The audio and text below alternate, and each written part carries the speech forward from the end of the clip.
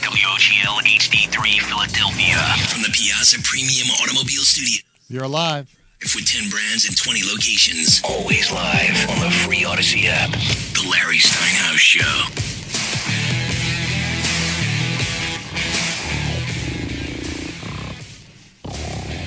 Really? Like really? Really? You need to wake them up, not to demonstrate what they are. I still can't stand that show that's on before us. It is so boring that I had to wake up, I'm sorry. We have a caller and it's her actually. We have a what? A caller and it's her. Yeah. Yeah, I bet. Sure. Sorry. All right, everybody. This is Larry Steinhouse. Welcome to the Larry Steinhouse Show. Wake up, wake up, wake up. We are broadcasting live from Investor Schooling headquarters right here in Bucks County, Pennsylvania. I am Larry Steinhouse. I am the CEO of Investor Schooling, and I'm here to make financial education fun and accessible to everyone, including Glenn Page. Okay. Not you this time, Glenn Page this time. I know why, because he's sweet. He is awesome. He is sweet. I love Glenn. On this show, I never get through the intro. Never. You didn't even start with the intro on this this time. show, I never get to the intro. Next, I know, but you don't even start with the intro. Maybe you should do the intro and then we'll get into the studio. After you do the I intro. leave you guys outside? Exactly. there's an idea. That's an idea, yeah. I could just mute you guys. Yeah, that's another option. All right. On this show, we discuss several ways of making more money. Most people are like, right now, they're rubbing their eyes anyway. They're rubbing their eyes. They're going, well, what was all that noise I just heard? Oh, my God. So, we got to give them some time anyway. All right.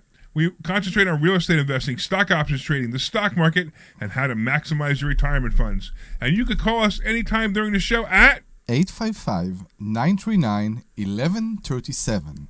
That's 855-939-1137. 855-939-1137. 855-939-1137. 855-939. I'm sorry, 1137. So you know what happened? You know why Omri did that? He saw Kimmy was listening. So hi, Kimmy. We see Kimmy on. Oh, I thought it was because I was YouTube. taking off my shirt. it was. I didn't see stretching. Kimmy. I love Kimmy, but I didn't see Kimmy. I was for stretching, some reason. and when I was Debbie was stretching, taking She her was. boobs She out. was Yeah, right. trying to take her boobs out. I was taking my boobs out, and then I started taking off my noticed, shirt. yes, and I didn't know what's going on. That's because I'm wearing a tank top, and you I can know. see them more. Are we still in the intro? Are we still? Yeah, we're still in the intro. Right? Aubrey's over here staring. Here, No, I'm just let me saying. take off my shirt. No, so you can see no, don't. Our ratings just show shot has up. gotten out of control, Glenn. It's just totally out of control. I There just you go. left the This is I synagogue. mean, Debbie's taking her clothes off. There you go. There you go. Omri's using something to keep himself from looking. I mean, this is we've just totally gotten out of control. I don't even know what to do here.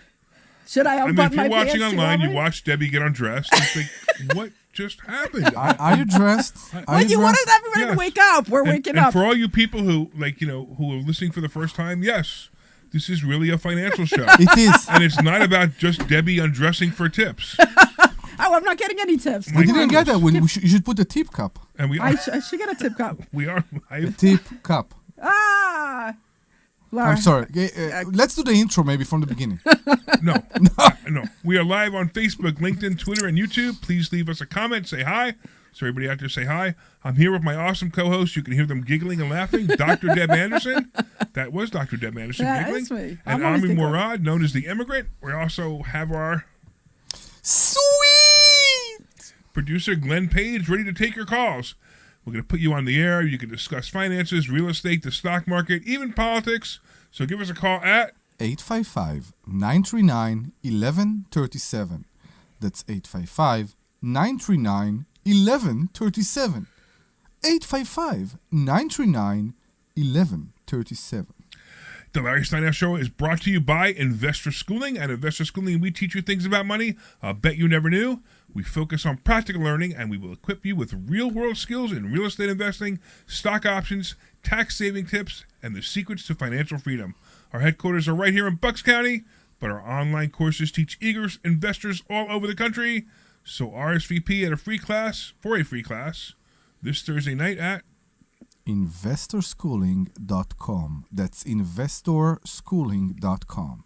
So I got to tell you something. I got a phone call Oh my God. from a friend of mine. Okay, that's okay. It's okay to have friends? No, it's okay, okay to that have the a phone call call. is from a friend. Oh, okay. It's okay to have phone calls. All of the above. No, because every time we start a discussion about we have a phone call, it's normally those people that want to give you money for your business, Right. That's or true. they want to extend the warranty for your 95 Corolla. So I'm going to tell you who this person was. Yes, it's more important. This person was the person who I used to share the show with. Ooh. Right. So it was Phil. Okay. Phil Falcone. Yeah. Phil calls me up and the other day and he goes, he had a question about something, but he starts off the conversation with, "By the way, I listened to your show and it's really good." I'm like, "Well, thank you. I really appreciate that." And he says, "But what's with the guy with the accent reading the phone number over and over again?" He didn't know it's me because he knows me. I know, but it was just really funny. And I said, obviously you don't listen to it all the time. He goes, no. Whenever I listen to it, it's really good. And I said, yeah. I said it's an ongoing gag, and and that's why he goes, well, besides that, I really like the show. That's nice. No, that's not nice. That's insulting. No. So, do you even remember how the phone number started? Do you remember? Do you remember, Larry, how the phone number started? No. Okay, so I can tell you because I'm the one who started. Wait, you can tell us because you're a woman. No, I can tell. No, you don't understand. You Because I remember. Men don't remember anything. No, I it's not. get that. And women remember everything, right? A lot of things. Right. Yes. It's like that arguing with a woman is terrible. Watch yourself here, Mr. Because Steinhouse. every time you argue with a woman, she brings up this thing that happened at. No. You remember at 12:07? No. In Okay, so, 1969, no. you said this. Your wife listening. No. So she doesn't. No. better. Because I have agreed way back when to never bring up the past. So I only move forward. But anyway, so the whole idea of the phone number came with. Remember, I had said that I always like guys that have an accent, that have a nice accent, and you have a nice accent, so you should say the phone number with your accent because it sounds sexy. So that's how it worked. That's how the whole thing started. Oh, I know why she remembered. Why? She wants to take credit for it. Of course. Yeah. Okay. I want to take That's credit Debbie. for it. Now I get it. Okay. Okay, so let's go back to that first one But and then it's see how it related comes to up. it's related to the show because we only want to increase our credit. Increase our credit? Never mind. So I want to bring a topic, Okay. and the topic Will we all understand what you're talking about? Because most of the time we don't. No, I know, but that's why we hang out because you always explain to people what I'm talking about. I'm from a different time. Okay, think? I used to be young. I'm not young anymore. Oh, come on. And yet, I want to tell you something. I have an analogy, a real analogy for you. 38-year-old telling a Omri with his 61-year-old that he analogies. used to be I The young. last have analogy didn't make any sense. But An let's see if analogy, this one and does. it is related to real estate. All right, let's go. I believe that to be a person that sits in Zillow every day and look for houses in Zillow every day is like being home every day and watching porn. And I will explain that. I expected that. That was good. That was Do it again. What? Exactly. That was perfect. When you go for the most accessible way, normally you don't do enough. Wait. You say that don't one more send time. mailers. I just wanted to make sure you said what I thought you said. I did. You want me to repeat that? Yes. Say it again. What? I will repeat that. I believe that to look for houses in Zillow all day, Yeah. it's like sitting at home and watch porn all No, day. but you said. No, So never something mind. after that. What did you say after that? Yeah, So I believe. What did I say after that? I don't know, but hey, Glenn, can you No, I'm only kidding. Can we start the show again? Yeah, I think we should. So, what we always tell people: be active, right? Look for houses not only on the market. Look for houses off the market. Do what you need to do to make something happen for you, and that you do that by acting, and that's by acting. by acting. Like he means like taking Action. action. No, I know. I just he means want, taking that's why action. I'm. He's just I- busting. making fun I'm, of his I'm accent. coming. I'm Alright. coming here every week, so By taking people action, will. okay, go ahead. People will make fun of me. That's right. That's, what we And- do. That's why you're here. And if that's the only thing you do, you look for houses on the market, you won't find the good deals. Okay. And that's the same thing. So you do know the very last house I bought? You know Yeah. where I found it? Yeah, On Zillow. me too. Me too. But my question to you is the fact that we saw a house on Zillow and we bought it, because my last house was on Zillow too. How many houses we miss because we didn't get them before they got to Zillow? Okay. How many women you missed before she became a porn star. What are you talking That's about? what I'm saying. Get the thing before it become big. Get the house before it get to Zillow, before all the traffic goes to it. And that's the same thing about everything in life. If you take action before something happened, before something become big, you have more opportunity to get it. So there's brilliance in what he's saying. It's just not brilliantly said. Okay, you want to translate me? Translate you? Yeah. In American? I think what you're trying to say Yes. is that instead of waiting. What did he do? I missed it. I was looking at you. What did he do? I didn't do anything. He starts licking the microphone. I didn't. You stuck out your tongue, started licking the microphone, and staring right at me. That's why I started laughing. Okay, come on. And based on the conversation we had when you walked in this morning, it kind of threw me off. No, I'm just continue. I just watched it on video. He didn't do anything. Oh, yes, he did. I am not making it up. I am not making that up. All right. Well, anyway, good. So he was. I think your point is. Put the face mask in front of you so she can't see you. Okay, come on. Can you please? I think the whole point you're trying to say is keep moving forward and start taking action. Start looking for the properties, start looking for off-market properties so you don't have to pay the higher price. Well, he's saying that, but he's saying something more profound. Okay. He's saying something that in life, like a lot of people call it fake it till you make it. Right? Yeah. Okay. And I actually disagree with the statement fake it till you make it. Okay. I believe you should just become it. Now, there's a difference between fake it till you make it and become it. And what I mean by that is, a lot of people say fake it till you make it, and they're saying, kind of pretend that you're getting there. No. Or wear the fancy jewelry, maybe drive the fancy car. You're faking it till you make it. But I disagree. I actually say become it. And when I say become it is you immediately just say, okay, fine. I can have anything I want. And that's how you guys know me. You know how I think, right? If there's anything on the planet that I want, I can buy it. Now, it's not like wanting oh, it would be so nice to have a private jet. That's not the same thing, right? If I want a BMW, just want it, I just go to the store and buy it. All right, that's what I mean. If I want to buy a Cadillac Alante, and go to Florida and drive it back, with Omri and have a really good time, right? I just go do it. It's not a whole lot of money, but I just go do it, right? Exactly. Now the funny part is when you just why? I'm sorry. Why it's faking it? When you decide, I'm not faking it. I understand you don't fake it, but you say that some people will do it because there's an expression out there: "Fake it till you make it." I'm not sure I understand it. I'm saying become it. Okay. All right, and become it. That's what I'm talking about, right? If you just literally from this moment on just say, I can have anything I want. Now, the really weird part is once you can have anything you want and literally have anything you want, you realize what you really want. And the funny part is most people don't know what they want. They don't know what they want, right? Yeah. So we do in our financial IQ. So we have a new program called Financial IQ. Mm-hmm. And one of the things we do in the Financial IQ is we have people spend $1 million. And the funny part is most people can't spend $1 million. Of course.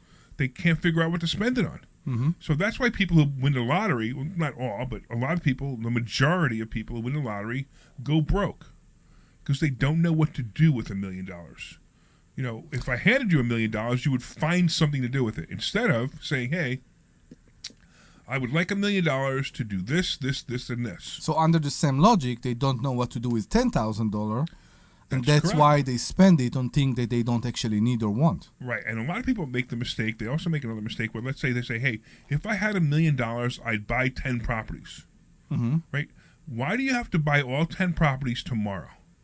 Mm-hmm. Why can't you buy one this month? Why one another month? Why one another month? Why one another month? You know what I mean? So that could be, right? We could do that.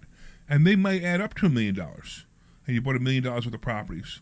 Hey Glenn, I did get your message about let me know if you want to switch. If you want to switch, just go to commercial, and we could switch. All right. So just let me know. All right. Anyway, sorry, that's just a technical thing going on. No. So one thing I thought that was really interesting is that how we always talk about how send it out to the universe and the universe provides kind of thing. You know how we talk about that a little bit? Well, I'm sorry. What was the question? Send it out to the universe, and the universe will provide. You can say that. I mean, that's that's the whole secret. Think and Grow Rich. Yeah, the yeah. Bible. I can't live with that. I can't live. You said the Bible, okay? Yes. So let's go to the Bible. I don't believe that God helps to people that don't try to help themselves. No. So, God will help you, but so, you need by to the way, do that's not, I don't believe that's a Bible quote. Okay. It, No, it's it not may a be reality, but it's not a Bible Right, quote. right. It's not So a Bible anyway, quote. what I was But saying people was that. say, Hold on, I had a topic that I wanted to do, and then you can let's- go into the Bible. We thing. also do have a caller, but so give me a second, Chris. Let these guys finish this argument. We'll get to you in a second. Go ahead. So Karen. one of the things that it was funny because we had a special speaker this past Thursday. We had Dan Zatofsky on, who's awesome, and I really look up to him. And he's an incredible guy. He's an incredible investor, and he's just really an amazing good person.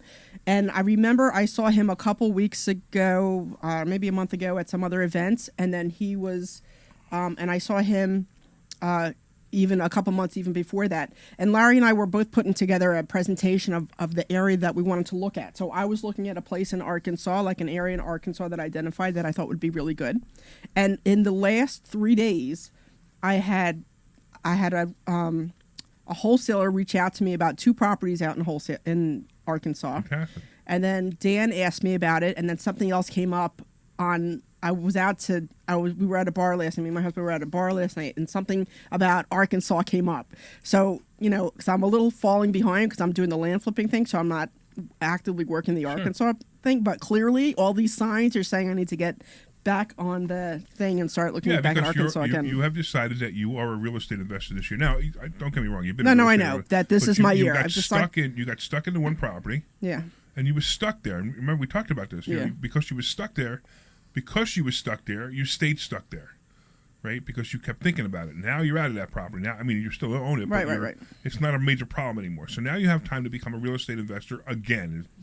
So I'm more focused this Right. year. So and I focus on Ruskin, and sure enough, I'm finding Ruskin, Florida. I'm finding properties in Ruskin, Florida, and I'm spending a lot of time there, and it's becoming a great place to invest. All right, let's do this real quick. Let's get to Chris. What's going on, Chris? Talk to me about refinancing. So, love your show. One of the things my family and I had to move in the end of the summer, and the people would not take contingencies like no one is. So I was lucky enough to be able to find a co-signer, a co-applicant for my loan. Okay, great. Lady that I've worked with. Now, I ended up being out of work for a little while, and I'm starting back to work, but the jobs that I'm getting back to is contract work. I'm a home health nurse. Oh, okay. Okay. I called my real estate guy, and what he's saying is that, first off, I know it's $3,000 I've been told to refinance to get her off of my mortgage for moving forward now that I have the money that I needed. But to get a refinance on my loan, I have to do the contract work for 2 years before anybody will write for me. Yeah, probably. Any way around but that? there are exceptions to that, and one of the exceptions is if you've been doing the same work. Yeah, for longer you can. It's fine. So you've been doing exactly the same work. Now you're a contractor before you were an employee? Yeah, I did 11 years of working for 2 major health organizations in the Philly area. All right, so I just want to roll back to a little more information. Have you missed any payments on this loan or been late on any payments on this loan? 0. None. Nope. You haven't been. Okay, good. Because if you did, you really hurt the person who co-signed you. And how now is she pressuring you to get off the loan? We had said initially 6 months. 6 months. Any real estate agent or any February. mortgage broker who told you 6 months, you should find that I mortgage know. broker He or wanted real to estate keep agent his- and say Yeah. you get her off the loan now, you liars. I know. He wanted me. No, he wanted to keep. I already burned him once. I had to move twice since April of last year. There was contaminated water issues at the second house. Oh, wow. Big old story. But we moved the second time, and he lost his commission on the first. And he wanted me to wait 6 months. I told him absolutely not. We're moving. So I get the game. I'm not. I'm confused. But you asked the co-signer, you told the co-signer that you would get out Yeah, of the she loan in said 6 months? It was okay. In 6 months, you would And get out she of the said loan. that was fine initially. Yeah, but Well, It's I would impossible. refinance. Anybody who's been in the business 3 days can tell you that that's impossible. So I would go back to that mortgage broker, and I would say you are the worst mortgage broker. You don't deserve to be on the planet. Can you lying explain to you like that? Can you please explain the story? Because as I'm not sure I understand the story 100%. He needed to buy a house. Yes. And he found the house he wanted, and Yes. he couldn't get the loan. Mm-hmm. So he found a friend to co-sign it for him. Of course. And he promised the friend, because the mortgage broker and the real estate agent told him that in 6 months they could refinance the loan, right? Okay. So I tell you what, you get that mortgage broker on the phone, and I will make him cry or her cry, because what they did to you is illegal. It's lying. It's disgusting, actually. And now your friend is probably pretty pissed because she was promised something that you guys didn't understand could not be done. Yeah. It could not be done. So now, you're probably looking at least a year. So how long have you had this house now? We moved in August, so we're at, 8 months? Yeah. Coming up on 8 months. Minimum one year. Minimum 1 year. And 1 year, everything has to go in your favor, including the house price going up, your credit staying the same. If you put money into the house, maybe. No, I mean, there's so much here that. Yeah. And when I say minimum 1 year, I mean like really 1 year, and all the cards have to be in your favor. And right now, it doesn't sound like it. Now, I do have a question because I'm not sure. Again, I'm not sure I understand. Can he change a cosign? Will the bank take another cosigner? No, you can't do that. You can't do that. No, I mean he could get another loan with another cosigner. I know, but Yeah, you need to wait. So you can't just change it. No. Now you know what you need to do. You need to apologize to the woman, saying, "Hey, it wasn't your fault. Hopefully, she's a good friend." And She is. She's not pressuring me. Thank God. And let her know that, look, you spoke to somebody who has a brain, and said that it can take probably, and again, even 2 years is probably more likely. And even with the 2 years, if we go into a downfall in the market, what percentage of the house how much of a loan did you take out? What's the loan to value? It was like 76% loan to value. We got. All right, so you got some room. So you got some room. Okay, good. So why did you need the cosign? I don't know. Because of his income? I couldn't get the equity out of the first house. Okay. I couldn't get the equity out of the first house to put down because I had to sell it. Now, when you sold it, what did you do with the money from the equity?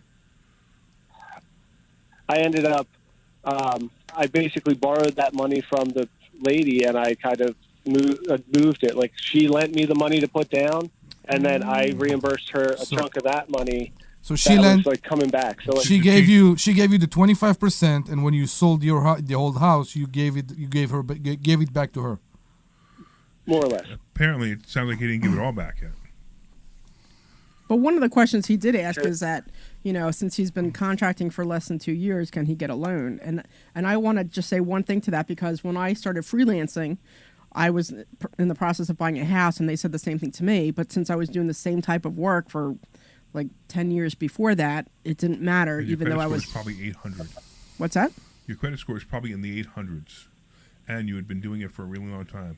Yeah. So I mean, my credit score is about 800 as well. So I'm in that same ballpark, and I've been doing it for over a decade. So maybe not a long time, but a while. Yeah, I mean, that was a stipulation for me, is that I had to be doing the same type of work, and I was doing the same thing. It was just that I went out on my own. Right. And that's why you may be able to do it. Now, look, we have mortgage brokers that are actually in our class or school. Mm-hmm. Reach out to me on Monday, and I'll connect you to somebody, who might be able to help you. Like, I'm telling you, I know this business pretty well. He's most likely going to say you need a couple more months, you need at least 4 more months, 1 year seasoning on the house before you're going to be able to refinance it. But I do have a question for you, just to make sure. If you will refinance the house right now, how much percentage of the house, of the value of the house, are you going to refine right now? I would not take any money out, so I would just leave. I would refinance down. Will be the same 75%. Years and keep the same 75%. Okay. What's the amount of money that you borrow? Cash in hand. $550. Okay, so if you borrow $550, so you're probably looking at fees. You're probably looking at $15,000 easily in fees to refinance the house. So one thing, and again, we've already established, maybe not the greatest advice I've been getting from the broker, he said there's options of taking a little bit higher percent. They roll the fees in as an option for that he does sometimes. Wait, I'm sorry. What do you say? But they roll the fee into the cost. I don't mean roll the fee into the it loan, in. of course. Yeah, And that's you roll fine. the fee That's No into that's docs? okay. What? No points?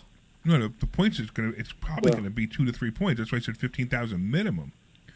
It's probably it may even be 23,000 to refinance. But the points they can't put into the loan. No, they could no. What he's saying is he borrows the amount of money he needs to cover the fees. As long as the So if mortgage. he needs $550 to pay off the loan, he borrows $575. I understand. You know what I mean? So the mortgage broker is basically like, oh, I can't wait to talk to you because I make money off you. I make more money off you. Instead of being a compassionate person and saying, hey, listen, these are going to be problems. This is what you're going to run into. This is what the problem is going to be. Because he's probably got his mortgage license for 6 months and does 3 deals a year, which is what most mortgage brokers are. Right? So you know, I'm curious. What did he or she told you? Sorry. What did he or she told you when you called them and asked them if they can find you a refinancing deal? They said because I'm switching. The easy no for them was because I'm switching to contract work. So they used that as no. That was the stopping point before we even got out to it. is this guy a banker or a broker? Do Suggesting is you know if he's a banker or a broker? In other words, does he go out to many loan companies or just one? yeah, he's a broker. What was that? He's a broker, not a banker. Yeah, good. You need to go to a banker. There are certain bankers that will be able to help you, and certain brokers who know banks that will be able to help you. Look, the probability is 4 months minimum more. That's the probability. Okay, minimum. When I say minimum. But let me at least put you in contact with the right people because this mortgage broker doesn't know anything about anything. If he told you to get out of a loan in 6 months, right away you should say, listen, go find another job, go work at Starbucks because you probably can make coffee better than you could be a loan broker. I hate people in this business, you know that? All right, Chris, you're making all kinds of noise, so we got to let you go. Give us a call on Monday. And all right? you are welcome to come on Thursday. And you're welcome to pop in on Thursday. Sure, of course. Actually, you know what? Come on Thursday, because that guy will be in the room. The guy we'll introduce you to will be in the room. Okay. So go to investorschooling.com and sign up for class on Thursday. You'll learn something anyway. And on top of that, I'll introduce you to who we're talking brokers, to. Yeah. Okay. All right, man? Yep. All right, bud. Take care. All right. Thank you. So if you have any more questions, you can call us at 855-939-1137. That's 855-939-1137. Anything related to real estate, money, stocks, whatever you need. And we will go to commercial break. Wow. Hey, this is Claire. He just takes over the show. I know. I Omri don't. totally He takes took it over. over, man. Before you Totally finally took over. go to Investor School. He wanted to become it. You There haven't you signed go. up He for a was class becoming. yet. There You're you gonna go. learn He's becoming the host of the show. He is. There you go. You're gonna learn I will things never about come money in that the you studio. didn't even know Not fake. He's not faking, baby. exact.com right I got the now. joke, Omri. I'm blaming Oh my myself. goodness. This I Thursday, don't wanna go in there. investorschooling.com and take that free class. See you there. So how is he doing?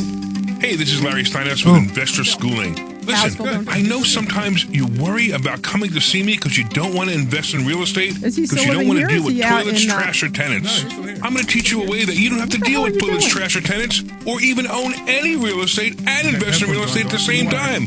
You want to learn this, so go to investorschooling.com. That's investorschooling.com and take a complimentary class this Thursday. And I promise you, no So you guys toilets, wanna do no road trip to trash, no Arkansas? tenants. Where's Arkansas? Hey, this is 20 Larry right Steinhouse away. with Investor Schooling. How much? I've been talking 20 about right myself away. for all these years. Now like it's 2 time for you to days. hear from one of our great Do a road trip clients. to Arkansas? Investor Schooling lives up to the promises.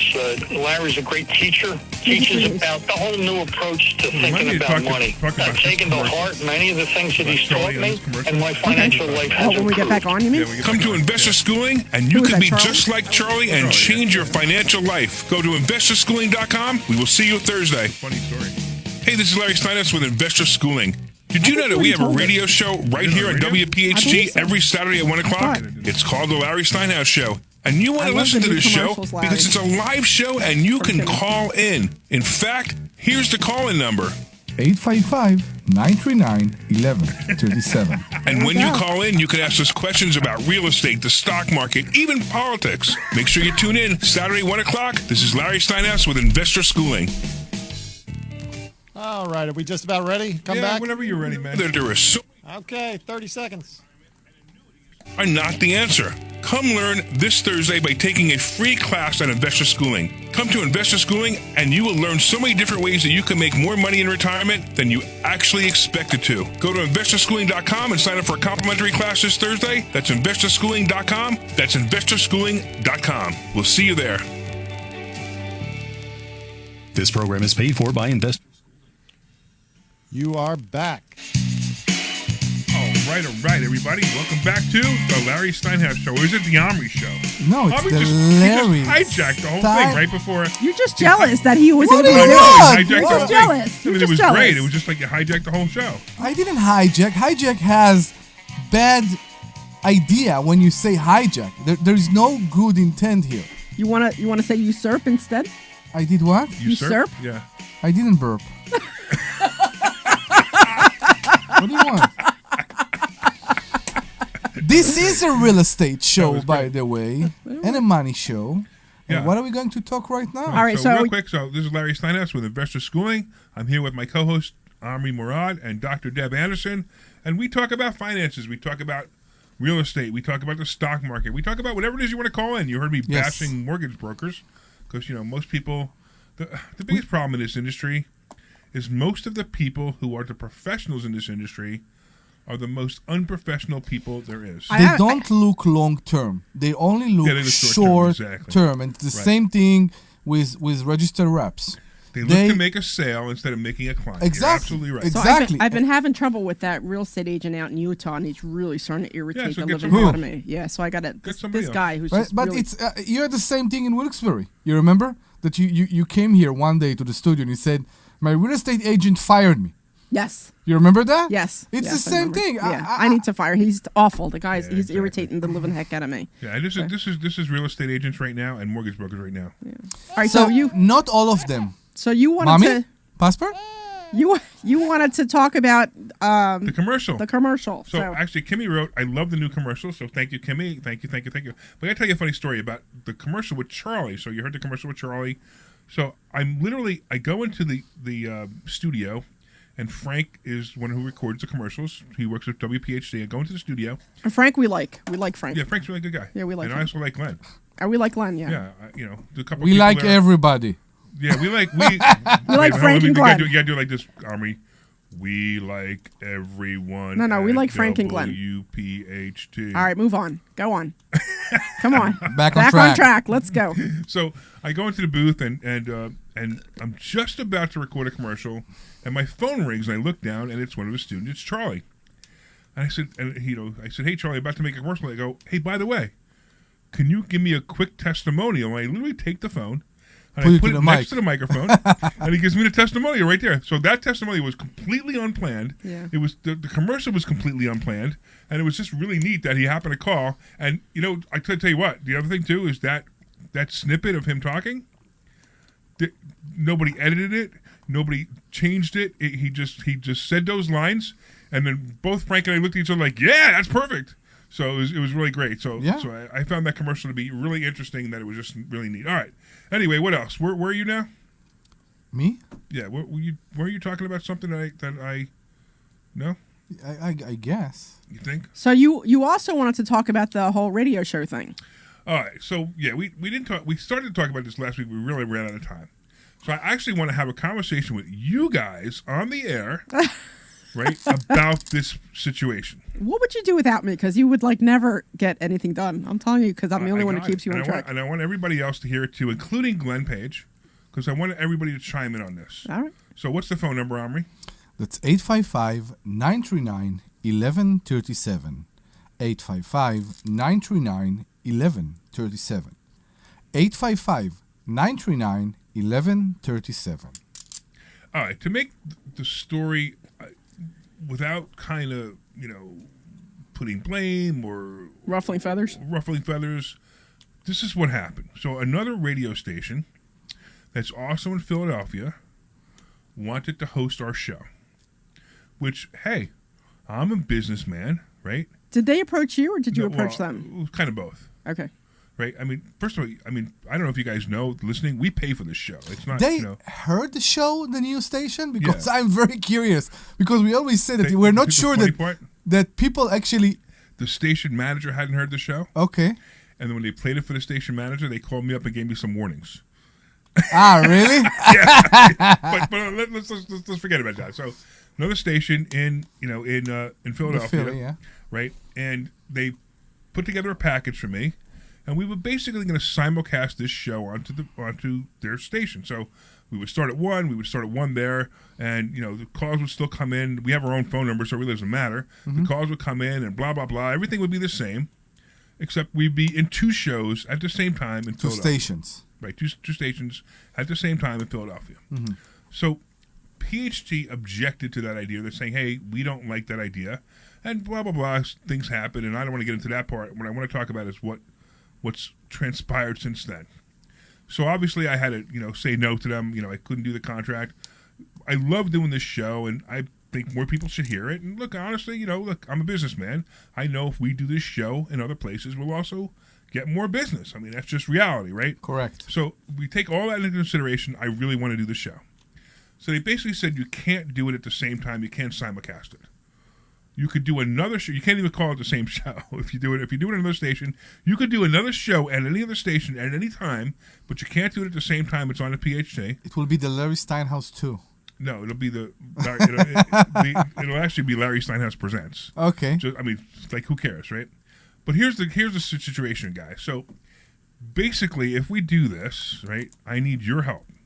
Now, again, I'm asking the audience if they like the idea too. So please call in at 855-939-1137. That's 855-939-1137. And if you work for PHT, definitely call in. But here's the deal. So what we would do is we would end this show at 3:00 and immediately start the other show at the other radio station. For how long? 1 hour. 1 hour. Yeah, okay. I can't do another 2 hours. So we would do 1 hour. And it would be, we could pretty much rehash anything we just talked about. It doesn't really matter. But here's the thing, guys. So, nobody gets paid for this show. We all do this show. We have a lot of fun. So the first question I have for you two guys is, would you guys want to spend an extra hour with me? Omri's over here crying.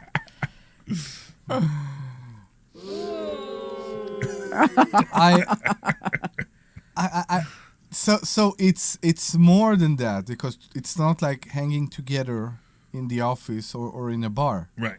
It's to do another show. It's to do another show. And exactly. it's a bit intimidating, and that's why maybe I also want to hear the listeners and what they think. Right. If we can fulfill 3 hours. Now, first of all, the first thing you have You know to what? understand is we can't mention the station. No, we which can't. is why I'm not mentioning it now. We can't mention the station, and we can't mention the station while we're on the air. We can't say, oh, by the way, eventually people are going to find us, but we can't actually say, hey, if you'd like, and you really like what we were hearing, the guy who's after us is boring anyway, so go to another station. We're not going to do that, So what will happen? We have to make sure we don't say the guy after us is boring, and he talks about annuities, so you really don't want to listen to him anyway, so you should go to the other station. We can't say that. Is he still there? You guys, I figured you guys would laugh, but okay. We try. We try to. We try. We are waiting to get for the phone call. So I think we also had a lot of reservations from going from a 1 hour show to a 2 hour show. Yes, right. And it took what, like 3 or 4 weeks, and then we finally got into it. Yeah, and then we really got into it. Then we're like, when we do a 1 hour show at 10 o'clock. Yeah, like, it's fun. Oh man, the show's over. Yeah, it's over. Yeah. So I mean, I think. Let's try it. What do we have to lose? Yeah, right? Considering what you were saying, Let's I think it would take a month or 3 or 4 weeks to kind of get into the You guys groove. are for it. Okay, excellent. Yeah, I would say let's And try. I'm sure importantly, if I can't do the show without you guys, I mean I can, but it's just not as fun. Yeah. You guys just and we're here anyway. And all right, I will let the other person know that we're gonna do it. It'll be on another station, and it'll be right after this. Okay. All right. Okay. So, but anybody from the audience want to chime in and think that's a good idea? What do you think, Glenn? Call us. Oh, you can't say, can you? No, I can say I think it's a great idea. Okay. More Larry, more Dr. Deb, more Omri, even more Omri. Great. If someone is running to you with a letter right now in the station, run away. Yeah, right, exactly. Run. Yeah, right, exactly. Run away. But here's the thing, right? We could we could talk about this, and you know who's not listening? PhD. All the people at PhD who Make the worry decisions. about That was Yeah. my question. None of them are listening. That was my question regarding Peep. If they heard the show and they liked it, that's awesome. Do Because they even like this show? No, they had some reservations. No, not the other. The other station had some No, reservations. no, I'm talking about this WPHD. So Do they have? so the people who I took, so there's few Do, people I no, talked so I'm to. saying people at PhD. Do they like this show? Who don't listen to our show. Do they even like our show? how would they answer that if they never hear I it? think they hear it like once every, The people we know, Yeah. including Gary Arnell. You guys, Gary's Gary's Gary a nice Arnell guy. loves our show. He Yeah, was Gary he loves was our in show, the right? in the party we had in the office. Yeah, he was Yeah, there. He was right, very right. nice. Yeah. Very nice. So let's put it this way: all the people who came to the party that night love our show. Okay. Like Glenn was there, Gary was there, a couple other people. I don't Frank want to was mention their there. names, but Oh, sorry. a couple other people there. There's also another guy who's a very top level sales manager. Like he's the sales manager of all those sales managers Okay. who loves this show. At PhD. All right, at PHT. Okay. There's the program director, who I'm not so sure likes the show, and I don't think it's because he doesn't like the show. I think it's because he and I don't know, Don't mix. said something to each other, Okay. Okay. right? Well, you're But right. that's about it. Knowing you, I'm not surprised. Yeah. Yeah, right, exactly. Gary's a lot to take. You have to. It takes a while to get used to you before you like you. Yeah. Our sales rep, our sales rep Susan, loves this show. Yeah. Okay. I mean, she loves this show. She'll text me during the show and say how great it is, and she absolutely And loves she this is show. delightful. As a matter of fact, when we had a fight with PHT, Yeah. we like we were literally hours from never being on the air on the air again, and like they were going to replace us on the Saturday. We resolved it on a Friday. She fighted before for our us, show yeah. on Saturday. So she was calling me for 2 weeks, going, "No, you got to do your show. Your show is so great." Blah blah blah blah blah. So that was that's her opinion. She loves this show. She may or may not be listening now. Matter of fact, it's funny. You know why nobody's calling right now, right? Because they're all PhD and they don't want to get in because trouble. it's 85 degrees out or 80 degrees out. The first beautiful day of the summer. Passport Mommy put the rest of them to sleep. Oh, did I say that out loud? Put the rest of them to sleep, and we're stuck here. And we are mumbling about And WPHT. we're talking about another station, right? So let's And they're go like, back to blah, the track. blah, yeah. blah, right? What are these guys talking about? Imagine a new listener going, "Who are these guys? What's the story with this guy with his accent? He keeps saying the phone number, and this woman keeps giggling." I don't want to hear your excuses, Larry. I want you to give them a reason to listen, even at the beach. That's what I want. Well, they have a reason to listen at the beach. The problem is they didn't bring their AM radio with them. Yeah. That's the other thing too. That there's a fight right now where To car close manufacturers Yeah. don't even want to put AM radios in cars anymore, and the people of AM radio stations. How much it costs them to put But them you in? can stream it though. Yeah, you could stream it. But, Yeah, you could but stream who's it. streaming this? I mean, you guys are streaming it on TV, but I mean on Facebook and LinkedIn and Twitter. But it's not the same as the radio show.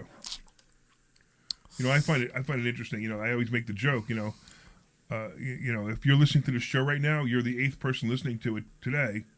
And the other one, and that includes my mom. And my mom is asleep actually. Yeah, right. Yeah, your mom fell asleep because she was listening to the show before us. Yeah, but you ever notice sometimes I'll go into Facebook and the show will come up on my feed and there's 130 views or something, which is pretty impressive actually. Say that one more time. Sometimes I'll be on Facebook, and the show will come up on my feed. Right. And it'll be 140 views or 150 views, which is pretty. I'm not saying people aren't watching. No, I know. I just think, I think that's impressive, actually, considering it's on Facebook. Because they can hear us. Whoever's listening to us on the radio is listening to us on the radio. But that people are actually going into Facebook and watching it, I think is great. Yeah, I agree. So I'm very happy that you all enjoyed our company meeting. If you have any concerns about real estate or Company money, meeting? please call us at 855-939-1137. If you want to give a comment about what we just discussed, 855-939-1137. 855-939-1137. I think Omri got tired of talking about it. So I know. that's Omri- interesting. No, I'm not. I'm not. He's Omri taking might- over the show. He's Are you usurping bored, the Omri? show today. I am not bored. I'm Debbie now. I'm trying to keep us back on track Keep for it a back on track, second. Yeah. Do you want to talk about Sure. the stock? Not the stock option, about the real estate market right now? So let's talk about the real estate market right now because it's still weird. It's weirder than what it used to be. You remember that I think a year ago or maybe a year and a half ago, you said we are experiencing a weird time and we will see two houses in the same street. One will go under asking and one will go with a bidding war. And Correct. we are actually seeing that right now. Yep. They are not the same house. We need to be honest. But we also see that even though the inventory is coming up, it doesn't affect almost at all the prices because the demand is still so high. Right, and it's the same thing so far. What's happening with the demand is the same problem. The same problem is the people that are living in a house right now Yes. that 5 years ago or 7 years ago, they paid less than half of what the house is Or selling maybe for. not half, but maybe. Pretty close. I don't know, because I've been in my house for 8-9 years, and I mean, not half, but it's funny because I just got a text the other day saying, "Hey, are you interested in selling your house?" And I'm like, "No, I'm living in it." Let's say it went up 35, 40%. There you go. That's more realistic. The point is simple. The point is that the people who are living in the house right now couldn't afford to buy that house. Their right house, now, yeah, I know. Right? So they can't move. They're stuck. Right?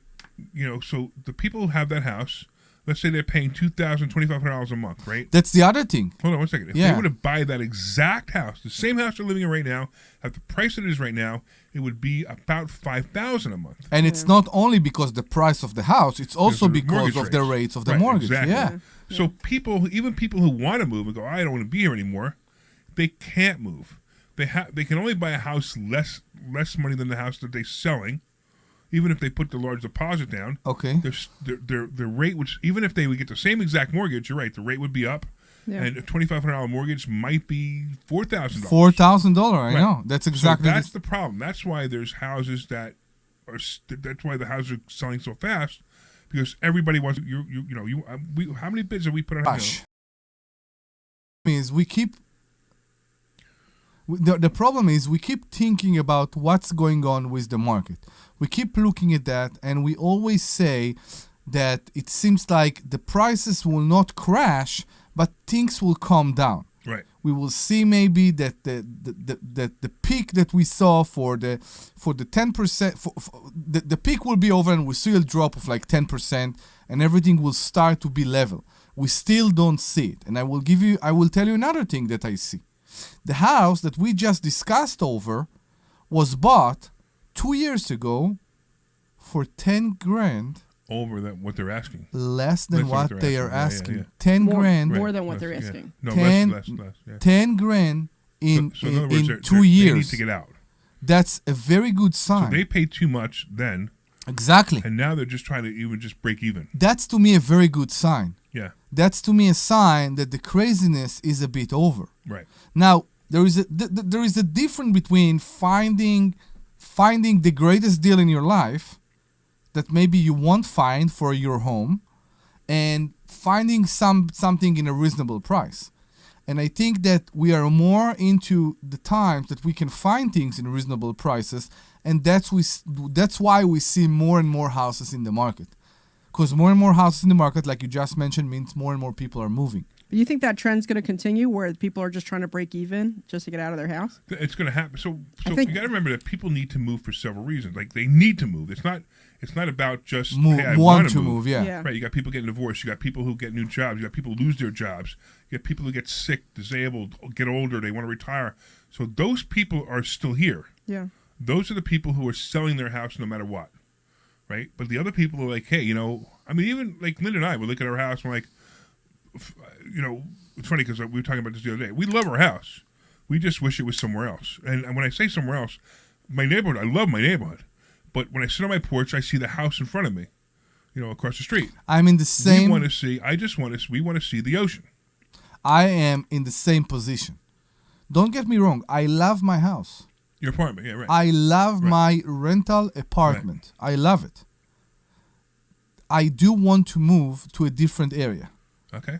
I do want to move to a different area. I do want to move maybe to a different school district. Yeah. I do want to move maybe to a place that I will have more privacy. Maybe I will be. Yeah, sure. Yeah. And your kids are getting older, and they want to decorate their rooms like children do when they get when they start getting the ages your kids are. They are behind on their rent, so I'm not letting them do anything right now. But It's funny because I've been really thinking about like I said, both my kids are moving out now. And we got a 4-bedroom house, and I'm not interested in selling it. I won't sell my house. I'll never sell it, or at least not anytime soon. Right. But I am thinking about downsizing, or getting a duplex and living on one side and renting the other half. But the thing is and that then I you rent really your other house out. and then I really like this area because it's just central to everything that I need to do, and I prefer to stay in Langhorne if I could. I'm in the same way. I'm in the same way. I really like the area. That's why I like my apartment. It's weird because yes, when we looked at the prices that were in 2019, 2020, you are very close to say they are doubled. Yeah, they're very You close to are double, yeah. very, very close to the point that they are doubled. And those houses that we look at them right now, they don't worth this amount. Well, so They when you say maybe a house they not worth worth it an for amount, you. It's like, right. So Exactly. Here's you know how much something's worth? What someone will pay for Exactly. it. So it doesn't matter what it is, a house, a car, whatever, Exactly. What someone will pay for it is what it's worth. So that's what. So the houses are definitely worth what people are paying for them. That's the first. It's just that can they find another person to pay more than that or even that again? Correct. That's all. That's the first class seats. So the other thing I was telling you this the other day. Yeah. Because you were like, this house isn't worth it. I'm like, okay, I know it's priced $50,000 over what I think it's worth, Okay. and you're going to have to go over asking price to buy it. And the first question you have to ask yourself is, hey, will this make my life better? So I actually said to Omri, I use this as an example. So I personally believe I comped the house out. It's probably priced $50,000, minimum $25,000, but priced $50,000 above what it's worth. Agreed. And then I said to you, you're going to have to pay another $50,000 on top of that. So it costs you almost $100,000 more or $100,000 more than what this house is worth for you to buy it. And then what did I tell you? And then I said to you, and I asked you a simple question. I said, let me ask you flat out. Would you pay $100,000 to have a better lifestyle or a happier lifestyle for your family? And the answer is Yes. yeah. Normally you will. And that's what that's what everybody needs to realize is don't worry about the price of the house you're going to be moving into. It's not an investment. People think the house I'm moving into is an investment, so I'm going to get it for the cheapest I can and I'm going to sell it for more money later. You're probably going to sell it for more money later. There's no doubt that that's true. But if you're buying it as an investment, you're making a mistake. Yeah. It's a liability. So now, if you're going to pay that much money a month, whatever it is, or if you're buying a cash, whatever it is, and losing that much interest on your money, then you have to decide, will this better my lifestyle? So that's the same thing with Linda and I. When we look at our house, we love our house. Our house is the perfect size for us. Do we wish it was somewhere else? Yes. But, I look at houses in other places, and I'm like, there's no interest. There was that house in Ruskin, which I'm not ready to move to Ruskin. I'm not moving to Florida yet. So there was a house in Ruskin that I really wanted. We had trouble with the HOA because I said, hey, I want to rent it, and they wouldn't let me rent it. I'm like, okay, fine, so I didn't buy it. But that would have been a fine house for us. It had the outside, had a lake outside. The back door had a lake. I loved it. It was beautiful. It had ducks. I sent her I didn't even send her a picture of the house. I sent her a video of the ducks, and she goes, I want it. I mean, because we both know. I mean, what do we care? We don't care what the inside of the house looks like. Because you're seeing a scenery. And believe it or Yes. not, the scenery that you're seeing is why I live very peacefully with my apartment. Now, I'm weird. When I had money, I put all my money into my rental properties. That's why it put me in a better place That's right. financially. Yeah. And that's why I'm renting right now. But No, it's a very good idea, also, I agree. Yeah. I agree. I did many calculations that are different than others. We can talk about that. But the point is, I don't care to keep living in a rental property as long as I have the Right, but scenery. Right, and then but I your have wife, the scenery. So it's your interesting. wife and your children. Yeah. Your wife your wife is wonderful. She'll support you in anything you want to do. Yes, Yeah. correct. Right? But she does nudge you and say, "Hey, look, and it would be nice if Oz could decorate his room, and if Rome could decorate her room. That would be nice, right? And when they could have, she could have her pink room, and he could have his blue room, assuming that that's how those children are oriented. Anyway, so that's what's probably going on. Then of course you've got family who, what's wrong with you, Omri? You live in an apartment. You own millions of dollars of real estate. So- You live in an apartment. What's wrong with you? And you can't let that kind of stuff get to you. We need to understand that we have norms in life, and those norms sometimes dictate how we need to behave. No, that's not And true. the problem, no. No, you have norms. The fact but that you're you the, fight it better than others doesn't mean it's not true. It's true. I'm Some just saying people. that you're the one who you have these norms, but you also impose those norms on you. You don't have to follow those norms. So, and I say this because I grew up very differently, and I'm in a very different lifestyle now than when I was when I grew up. Me too. So, Me too. So those norms that I grew up with, I didn't self-impose them on myself. Now I got out of those norms so that I could live a better life for me and my family. All right. So we got to wrap this up because we only got a minute left. Okay. All right, so look, that's basically the concept is if you're gonna buy a house for yourself, don't worry about the price. Just go buy the house. If it's a house you're going to live in for the next 7 years, you're going to be happy, go buy the house. Investment property, completely different. You got to do numbers. It's got to make you money to cover it. It's got to make you money to make you money, and then you get the appreciation as a bonus. So don't make the mistake of shopping a house. I mean, especially now when the real estate agent says, "Hey, you need to put a $50,000 over the price offer," and you say, "No, I'm going to offer them $50,000 less because I really don't want the house." That's basically what you're saying. Anyway. This is Larry Steinhouse. Thank you, Omri, for joining us, for being with here, and Debbie for being here, and of course the Sweet. Glenn Page for being our producer, and all the callers and all the listeners.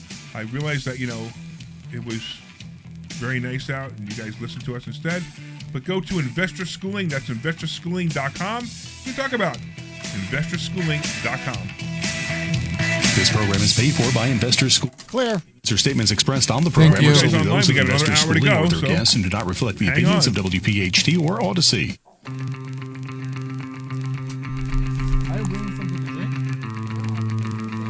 She's going to the bathroom. Why, you want to go with her? No, don't go.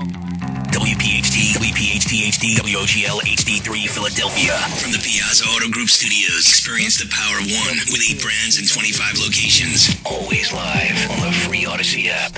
When you need to know, depend on KYW News Radio, 103.9 FM. The westbound Schuylkill Expressway through Grays Ferry closes this weekend for construction. A Philly man pleads guilty to third-degree murder in the stabbing death of his wife. Hey, Larry. Yo. He'll celebrate. It may change. She went to the bathroom, right, Dr. Deb? Yes. Yeah. Her levels dipped a little bit near the end, so I think she was I don't moving know. her microphone. Yeah. all the way from the Yeah.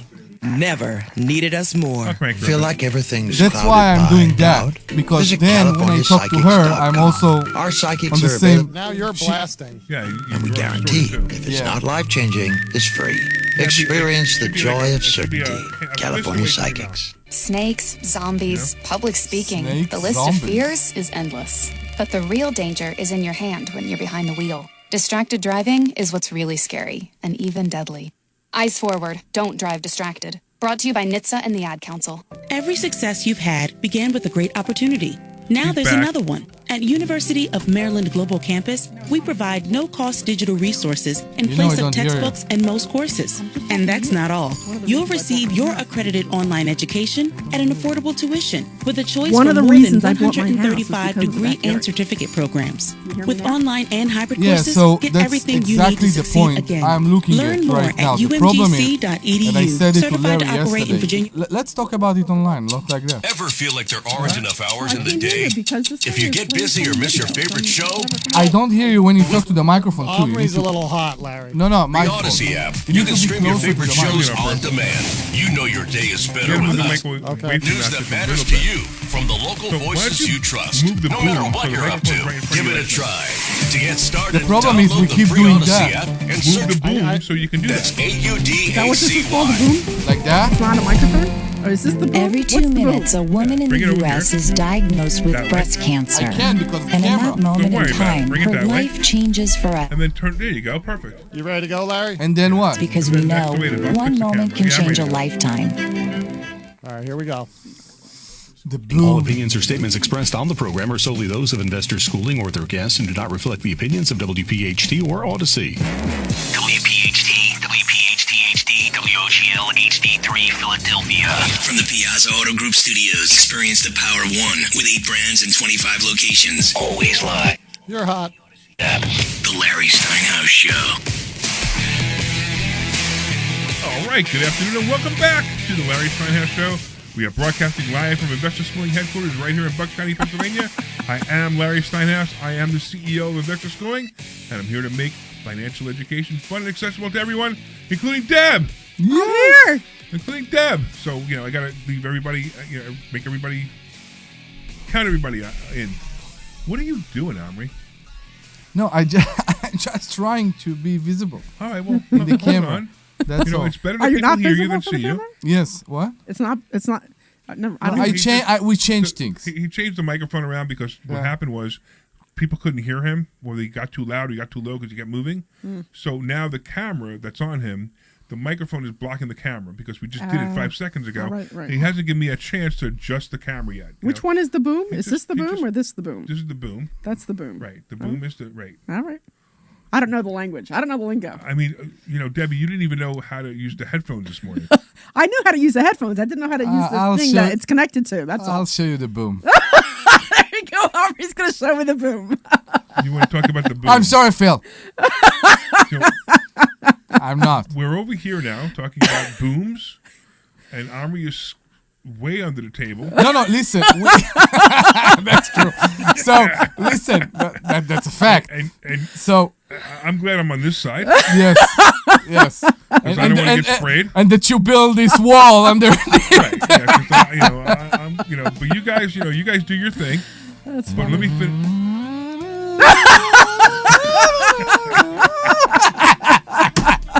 Wait, maybe I should finish the And intro. I'm getting warm now. Now I'm getting warm. Oh, you're going to take your clothes off again? I'm going to take off my shirt. The last show, Debbie took her clothes off. I didn't take my clothes off. I took my shirt off. She took just her shirt. Just my shirt. From here, that's all I can see anyway. So it's okay with me. Right? Go ahead. You want me to go? No, I tell you what. We keep forgetting that those are 2 separate shows. No, I'm not forgetting these 2 separate shows. So maybe you should do the intro. Maybe he did maybe the we should intro. get back to the intro. Yeah. Good idea. Yeah. Go to the thank intro. Thank you for giving me permission. Yeah. Okay.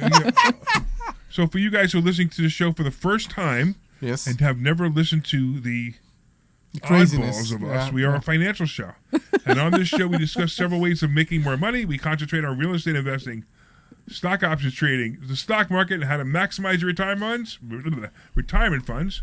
And you can call us anytime during the show at 855-939-1137. That's 855-939-1137. 855-939-1137. So the level, his eye level is kind of freaking me out a little bit because you keep getting lower, and I have other things lower. So Omri, it's okay if they don't see your face. No, it's just like your eye level. At least before we were at eye level. Now, as you sink down, you know how men look at women, right? They never look them in the eye; they always look them in the heart. Yeah, is that what it's called? Yeah, okay. Yeah, all right. I'm just saying that, like I remember going to see the rabbi once, and I went and... You sure it's Shabbat today? You want to do that? Well, I'm just saying that I think men can't help but notice things. Well, that's what I said. Yeah, men but I mean... they look you in the heart. Yeah, but the thing is that you have... have... That was really kind, wasn't it? Yeah, but I'm just saying is that when I'm looking at a man in his eyes and I see his eyes drift, it's just like, dude, really? I only look at you in your eyes. Okay. Yes, I am. Okay. I'm just saying, like... And wait a minute. Can we get back to the show? Oh, wait, I did it to Debbie for this time.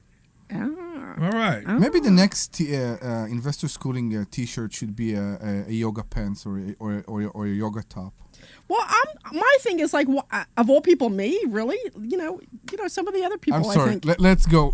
No yoga pants for us. Exactly. All right, let's get back on track. Come on. So I was saying before, because we were talking.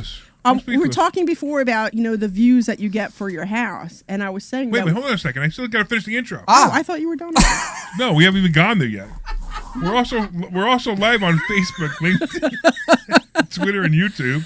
And if you're on Facebook, LinkedIn, Twitter, YouTube, please leave us a comment. Even if you were on the last show, leave us a comment just so we know you're still watching.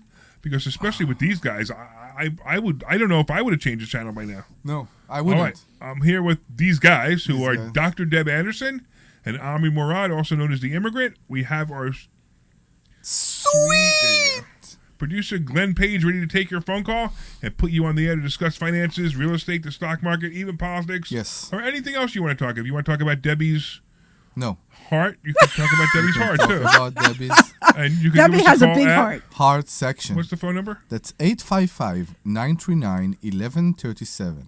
855-939-1137. 855-939-1137. I'm just looking right at my face when he says that. And the Larry Steinhouse Show is brought to you by Investor Schooling. At Investor Schooling, we teach you things about money I bet you never knew. We focus on practical learning, and we will equip you with real-world skills in real estate investing, stock options, tax savings tips, and the secrets of financial freedom. Our headquarters are right here in Bucks County, but our online courses teach eager investors all over the country. RSVP for a free... I almost got through it. RSVP for a... Free? RSVP for a free... RSVP for a free class at... investorschooling.com. That's investorschooling.com. All right, I got a question for you guys. When did I become the straight guy? So, see what happened. We talked. I mean, what happened? Well, it's always about you and Omri. So what happened? I got a little bit of time on the last show, so I'm enjoying you're supposed to be the straight guy. I know, but I just I finally got a little bit of time. I'm supposed to be the comedian, and he's supposed to be the comic relief. What happened here? I'm just I finally got a little bit of a swing. You should. Last one. So I was enjoying it. I was enjoying the time on air. I agree. So if we take consideration that we're considering to add another hour. Right, which is another station. Each hour we are getting crazier. What will happen on the third hour? I know we should start. We should even drink. I mean, that would even be more fun. I would say we should order pizza and drink and do all that in the studio. It would be so fun. On the third hour? Yes, that would be great. That would be so great. We'll talk about that on the first show. Actually, the first show we'll do that. There we go. The very first show we do on the other a station. party. Yeah. So for you guys who weren't listening to the prior show. We're going to go on another station after this show, not yet, but in about a month from now, we're going to do another show at another station, also in Philadelphia, called Larry Steinhouse Presents, and it's going to be the same show, but not the same show. It's not the same show. It's not the same show. It's not the same show because it can't be the same show. Yeah. But it's going to be the same show, which is funny, but whatever. Anyway, because PHT won't let us simulcast. You know the story about the car show Top Gear. Yeah. And you know that Jeff Bezos bought them, and they started the Grand Tour on Amazon, right? No. So I don't know anything about it. You don't know anything Jeff Bezos? No. Yeah, Jeff Bezos basically. You said Joe Bezos. That's why I'm asking. No, it's my accent. Maybe I'm sorry. Okay. So my point is, they were the most viewed show in the world in 2000 and I want to say 10, 11. And the problem is the star there, like every other star, did something he shouldn't do, and they put him on a relief. Okay. But the BBC basically refused to fire him.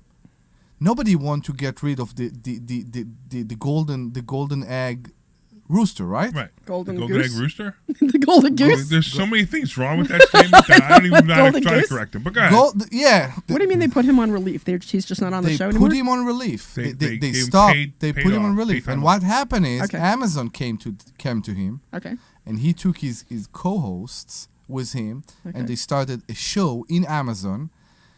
Basically the same show with a different name. Okay. And with a crazy budget of like millions and millions for every episode. Okay. And I'm waiting for that to happen to us exactly. there, Larry. That's exactly. I'm waiting for us to go nationwide. Maybe. We could start talking about finances across the nation. But that story was to Mr. Amazon. Finances for a change. Yes. Maybe Amazon will buy us. That's what I'm saying. Yeah, so we're actually going to be going on something else, a couple other platforms. We'll talk about that as they come. Sure. What I think is interesting is that that Omri and I are involved in this, but you forget to tell us about it. That's what I think is always. I don't, because I tell you when it's relevant. Okay, you don't want to tell I'm us doing so the that thinking, and then I have to make the decision before I can tell you about it, right? Don't so you think I have to say yes before I can include you, right? Because if I say no, there's nothing to include you about. Yeah, but you can at least get our opinion as to whether or not we're interested in. No. I know, I understand, but if I'm not interested, you guys are excluded. You could go do your own show somewhere else. But I think you missed the point. If they're putting the show on the other station, right? Larry Steinhouse presents on the station. If I don't want to do it, then it doesn't matter if you guys want to do it or not. No, I understand what you're saying, but I'm just saying if it's something that you're contemplating, you can always run a lot of things. You could always run when it involves us. You can always say, "Hey, I was thinking of this. What are you guys thinking about this?" I'm really hoping my wife is listening at the moment. Why? Because she says the same thing, so I wanted to know that I do this for everybody. That you never consider her, you just tell her, be there, that's it. So well, it's not that. I mean, I don't tell her I was thinking about it until I actually made the decision to do it. When I make the decision to do it, that's when I talk about it. So me and you has very, very almost the same mind, and I tell you something. It's not because we don't include people. It's because sometimes our mind works too fast. Right. Also, we're still thinking about it. We're still contemplating it. I don't know what I want to do. Exactly. So I go quiet in my head. When I'm thinking about something, I go quiet in my head and I think about it for a while. Before I announce it, before I talk about it, sometimes I'm like, oh, I got a great idea, and we talk about it. And sometimes you don't. All right, anyway, we got Greg and Lansdale. What's going on, Greg? Hi, guys. How you doing? Good, man. First of all, I would listen to the third hour show because the fact that, first of all, Saturday there's nothing on the radio worth listening to except your show. Oh, that's awesome, man. Thank you. Thank you. Yeah, thank you. And I enjoy listening. The funny part about it is 75% of your show has nothing to do with financial or don't tell people that. No, it's not true. It's so not true. It's a comedy show, man. I know, it is a comedy show. You can hear them outside, next door neighbor's dogs barking. You know what I tell people all the time? If Howard Stern and Jim Cramer got together, that would be this show. Except I would listen to the third hour, and there's 2 AM stations that I know of that you might be possibly going on. Don't say them. Don't say them. A couple years, I won't tell you the station, but a couple years ago, I think you were on a station one morning at like 7 o'clock in the morning. Yes. And I used to always forget about turning it on, and I turn it on, you're already done, Yeah. Money Chat Now. Money Chat Now. That was when I did Money Chat Now. That was great. So we had I had a fight with that station. And my fight with that station was, so I don't know if you know about this. So if you listen to that show was really well done. I would get here at 3 o'clock in the morning, and I would write the show. I mean, literally write it. So what you heard in that show was me reading a teleprompter. That I would write the show. I would load it onto a teleprompter. I would then take a half an hour nap while my producer got all the video clips or everything he needed for the show, video and set up. And then I would come in, and it was a half-hour show. That's all it was. Yeah. So my prep time was 3 hours for a half-hour show. And the producer kept coming in late and wouldn't start my show on that station. I was here every morning. What are you saying? No, I'm talking about the producer at the radio station, not the producer here. Ah. The producer at the radio station wouldn't show up on time. Okay. And I was furious because, here I am getting 3 o'clock in the morning, spending 3 hours writing the show, and they can't put it on the air because the producer didn't show up. So after that happened for the 6th time, I basically said, I owe you this much money, you're not getting it, and I'm done with you people. You remember, and I fired them. We had a morning that they basically started a repeat, and during the repeat, they started transitioned in. Exactly. It was ridiculous. What happened? So the producer didn't show up. Yeah, they started a repeat. The system automatic starts a repeat when nobody do something else. But the problem is, when he arrived at 7:11, 7:35. The show started at 7:30. Yeah, I requested that they be in the office at 7 so they can make sure everything works. Yeah, at 7:35 we can't do anything. Anyway, Greg, no, we appreciate you calling, man. We appreciate you listening. And when the show goes to the other station, make sure you call Greg Stocker and tell him. I'm sorry, did I say that out loud? No, don't. And tell him that you went to another station. Can I ask you a dumb question? Yes. Can I ask you a dumb question? If you're buying the time, why does WPHL control with you simulcast? All right, so it's a good question. It's a good question. To me, I think it is a good question. It's liability, I guess. Here's the answer. The answer is contractually, there's something in the contract that doesn't allow me to do it, and that is that's simply what happened. And and because of that, and I basically said, look, it's easier for me, it's easier for you. And they're like, well, people might go to the other station. I'm like, there's more likelihood that they go to the other station if I do the show after the show on the other station. And sure, they don't get it, but I don't care. At this point, I'm like, I care about what's good for us, not what's good for them. And hopefully this is the best way to work it out. Yep. And I could, keep my show here, keep my show there, and it doesn't matter to me. I'm gonna have fun. But it's weird, Greg. I mean, what can I tell you? And I'm glad that you don't do a lot of politics. Yeah, exactly. People do a lot of politics. I turn it off. So what's your conclusion? Do you think we should do the third hour? He said yes already. I said yeah. I'll listen to it. Awesome. Like I said, on Saturday, there's nothing on the radio to listen to. Okay. All right. So here's a question for you, Greg. And this is not an insulting question, but you're going to listen to us for 3 hours, from 1 o'clock to 4 o'clock. Oof.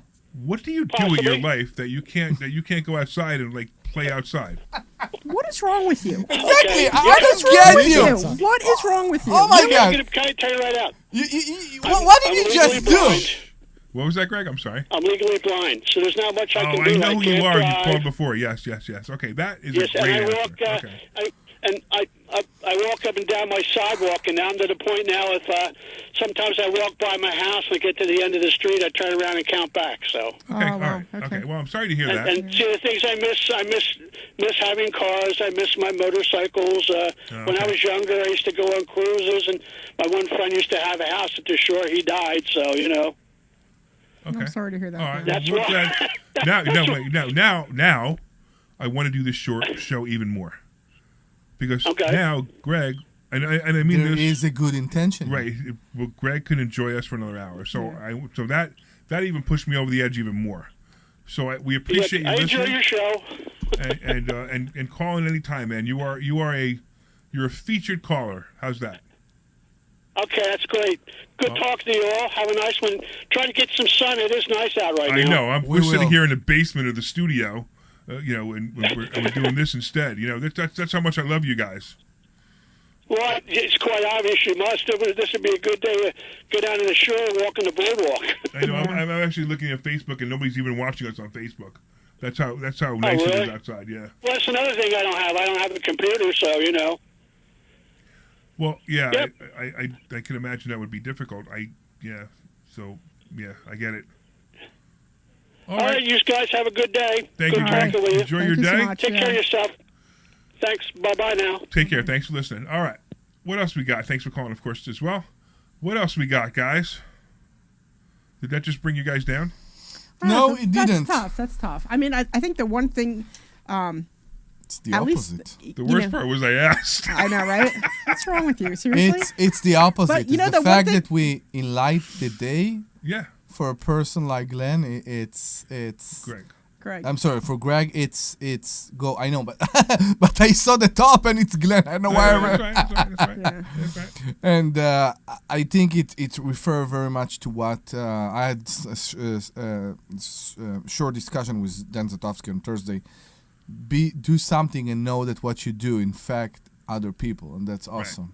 He talks about abundance and giving abundance and becoming abundant. He talks about that. So what we're talking about, for you guys want to know, we had a guest speaker on Thursday, and Dan and I we're so much alike. It's amazing. Even what we teach is so much alike. I agree. And Dan was talking about giving back to the community, giving back to people, and that's basically what we do. I mean, look, there's no doubt we benefit. This, and it's funny. I say this all the time. People don't believe me. But the school barely makes any money. We really do. We barely make any money. But what we do, I know we don't make any. I don't like to say barely because I want people to go, I don't want to feel sorry for us. But what we do is, we have a camaraderie. We have camaraderie with the students. We have a great time. We're teaching people. We're learning. We have something to do. I mean, look, the school literally started when my ex-partner and I, we had nothing to do. And we started the school, and he went off doing other things. But we had nothing to do, and now, the three of us, we get up in the morning and we're excited about getting up. We're excited about meeting the students. We're excited about talking to people. We're excited about buying real estate. So there's a bunch of benefits to us doing this that are not most of them. We're excited more than everything to hear the not success monetary. stories. Yeah, it's neat to hear what's going on with the students. When and- people are coming and say, I bought this, I did that. Yeah. We have 2 students right now, okay, individual, and one basically bought a house on a contract for themselves and then decided to wholesale it for another student. Right. Which is wild, right? So the one student makes $10,000 just because he found the deal. Exactly. And the other student is buying a fix and flip because the other student couldn't afford to fix and flip. And our joint handyman is going to renovate this house. Oh, is it? So it's going. So it all works out. It's right. We have people who could do. I mean, it's a great. We need to get somebody else too. Debbie asked. Debbie asked. I need him also for my Delaware. No. Debbie asked why you didn't ask us, and I think at some point I started to think we are family because at some point we became family. Right. Yeah. Because at some point there are days that we spend time more with each other. Oh, sometimes. First of all, we definitely spend more time with each other than we do with our family. Yeah. There's no doubt. It's exactly that. I mean, if I take away the time I sleep in my bed, then the time. That's the only time. If you add that time in, that's the only time I spend more with my wife than I spend with you. Mm-hmm. With either of you. So that's just the way it is. Yeah, but then we fight like family too. So We do. We're like a bunch of kids in a car. Sometimes after like 6 hours, we're ready to kill each other. Yeah. So it's Debbie funny. gets mad at me all the time. Yes, I get mad at Larry all the time. Sometimes Debbie's like a wife or a 16-year-old girl. There's going to be a fight now. Be careful. Watch yourself. Watch yourself, Larry. Watch yourself. Yes. Watch yourself, Larry. Watch yourself. It's like, oh no. It's not the point. I tell you what, we all experienced, but we all do our business differently with our experience. We all do our business differently. Debbie do something that you will not do. I do something that Debbie won't do, and that's how it works. And sometimes when we ask from other people for an advice, we don't get sometimes the advice that we are looking for. No, you don't get the affirmation of the advice you're looking for. That's what happens quite often. Hey, I don't know. Let me give me an example. I don't know. I waived the late fee on a tenant, right? Yes. I waived the late fee on a tenant, and I think it was a great idea because they've only been late 5 times, so I waived the late fee.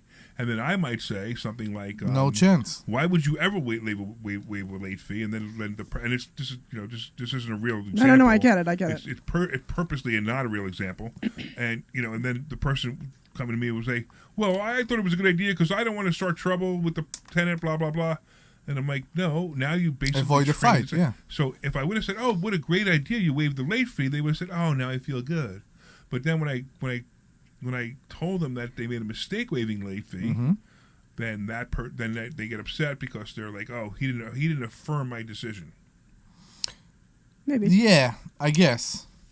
Because we want to believe we know what we're doing. We want to believe we're doing good. Right. And then somebody come and tell us that we are not, and it explodes the bubble sometimes. You know what it's like? It's like when you came to me and you said you got vaccinated.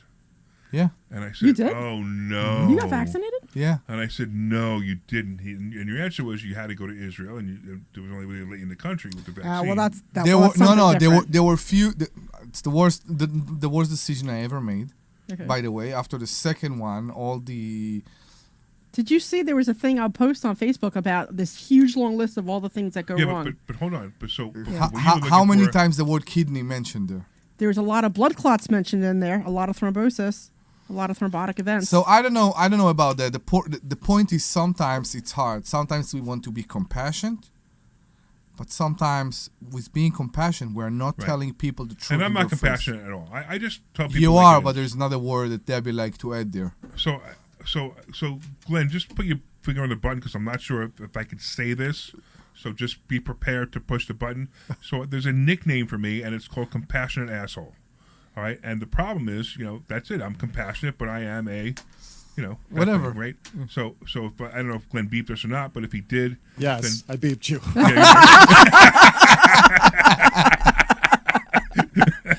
We can't say that. Okay. I figured we're not allowed to say that. But okay. Yeah, that's what I figured. I'd warn you. So for you guys who didn't hear that, it's compassionate, and the word starts with A. Yeah, no. And Stop. ends in. Can No. I say that? No. I think I can say it starts in A and ends in whole. I think I can say that. And if I can't, Glenn beeped it again. But so, and that's really me, because I tell it like it is, and that's who I am. I tell it like it is, and that's life. That's reality. And that's when Larry calls me a 16-year-old girl. No, I call you a 16-year-old girl when you react to that. We need to understand, and I refer again Like, to what. Why would I tell you this? I knew you were going to be mad at me, and it's so funny because if I think that when you say that, I knew you weren't going to like it. I knew you were going to be mad at me. And I'm like thinking, well, why did you do it then? He's right about that. You're doing many times. You're doing mistakes that you know that you're doing the mistake. No, I just don't always agree with how you guys do things. No, I understand, but sometimes you do things because you are extremely motivated and you want to do, but you do something even though you know it's not the best everybody decision. makes mistakes. Yeah, that's right? another Everybody thing. makes mistakes. So Omri makes mistakes. I make mistakes. Yeah. Debbie makes mistakes. I'm more experienced than both of you because I've been doing this a lot longer than both of you. Correct. Probably 4 times as long as you guys have been doing it. And that's why I have more insight to different things that have happened to me. Like, I mean, my very first property when I was 18 years old, I made dumb mistakes. Right? The first mistake I made was, the tenant wanted to move in, and the property wasn't ready yet. Like, I told them it would be done, let's say, April 1st. I told them they could move in April 1st.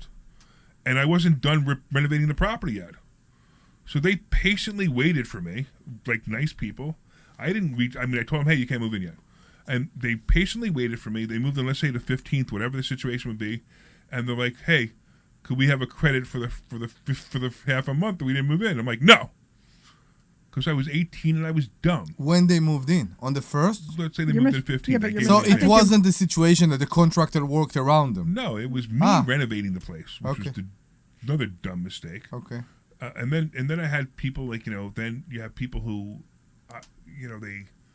they were late, and you guys remember like this is where I came up with the lines on how I talk to landlords.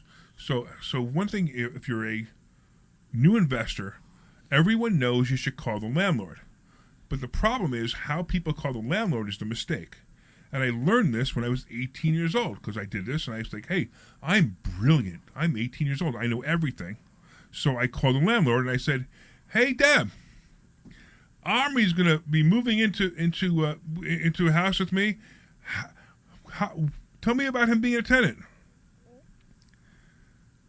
Am I supposed to respond to that? Yeah, he's supposed to be saying things like, "Oh, he was the greatest tenant ever." I'm trying to. You didn't give me the. Okay, he's doing the call to the previous landlord. He was the greatest tenant ever, right? Okay. Oh, he was so good. He always paid his rent on time. Oh, thank you so much. Goodbye. And then Omri moves in, and very first month he's not paying his rent on time. Like, right, wait a minute. It's a problem. Yeah. But I talked to this guy. He told me, of course, he's going to tell you he's great. Of course, he told me he was great, because he wants to get rid of him. Yeah. Right. And he's thinking, oh, thank goodness Larry called me. Or Debbie's thinking, thank goodness Larry called me because now I can get rid of this tenant by just saying that the guy did a great job. Yeah. The guy paid his rent on time. And that was the very first lesson I learned. 18 years old, I learned that lesson. So the very next apartment I bought, and the very next place I rented, the conversation went very different. It went, hey, Deb, listen, Omri wants to rent from me. He said there were problems. He said there was trouble. How bad was it? Right. And then when I asked that question, it you opens opened the up gate. the door. Yeah, right? exactly. Yeah. And it's funny because I got so many different responses to that. Some of the responses were like, I'm surprised they told you. Which is like, oh, well, yeah, I know, but what's your side of the story? And then they would tell me their side of the story. Yeah. And then it was sometimes people would say, so it could be that there was no problems whatsoever. And it's funny because that's when you catch them off guard. They're like, well, what are you talking about? There was never any problems. Yeah. So I'm like, well, wasn't he late once or twice? No. And then it's funny because they convinced me that I'm talking about the wrong person, and that's when I know I got a great tenant. Exactly. Right? And it's funny because I actually have a recording of this because I did this to prove this. I had this whole conversation with the landlord, and it was a funny story because, like, the guy wants to move in. His credit score was not that great. He had some credit problems, but he told me he never, ever was late on his rent.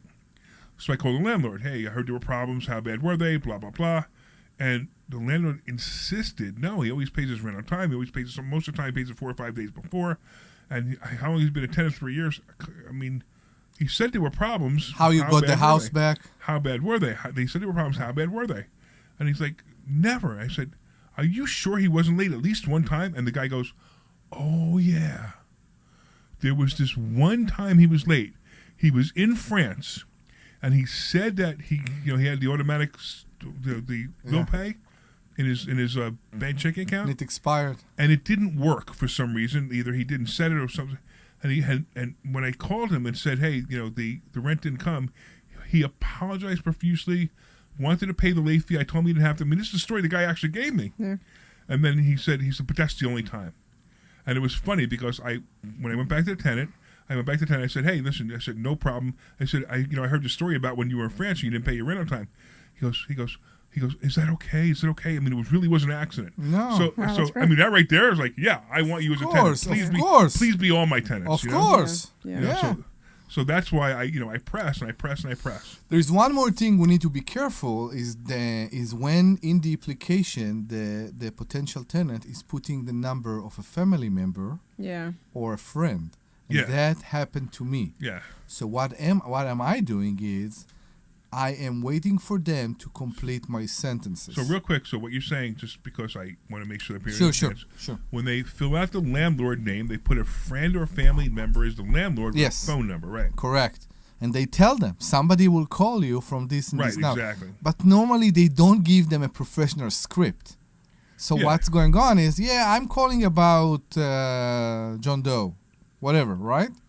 I understand that he rents from you and then I'm waiting for them to complete the address. Oh, that's great. And I also do the same thing about the time they are moving out. When are they moving out? Yeah. I'm trying to see if it's the same time. How long they live in your house. Yeah. And I want to make sure because many people with bad credit, which is many of my tenants, they have bad credit.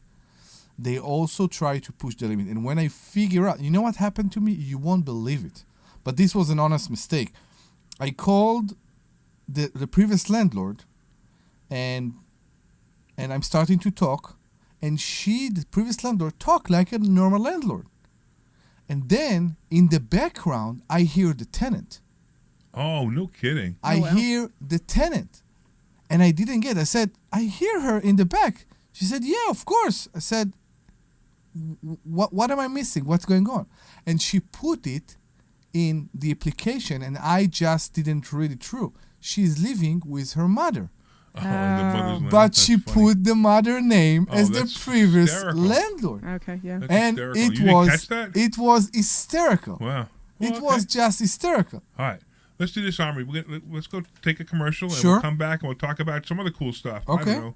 Hang in there. Hey, this is Larry Steinhouse. All right, clear. That was funny that You're going to listen to my voice before you finally go to investorschooling.com. I can't believe you haven't signed up for a class yet. You're going to learn. I almost went. I'm not going to the break until Omri says it. Existed. Go to investorschooling.com. I was about to do it. I was like, now you won't. This Thursday, investorschooling.com, and take that free class. See you there.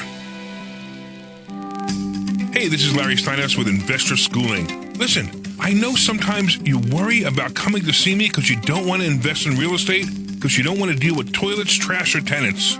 I'm going to teach you a way that you don't have to deal with toilets, trash, or tenants, or even own any real estate and invest in real estate at the same time.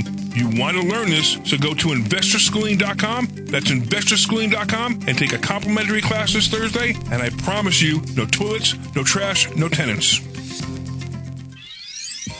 Hey, this is Larry Steinhouse with Investor Schooling. I've been talking about myself for all these years. Now it's time for you to hear from one of our great clients.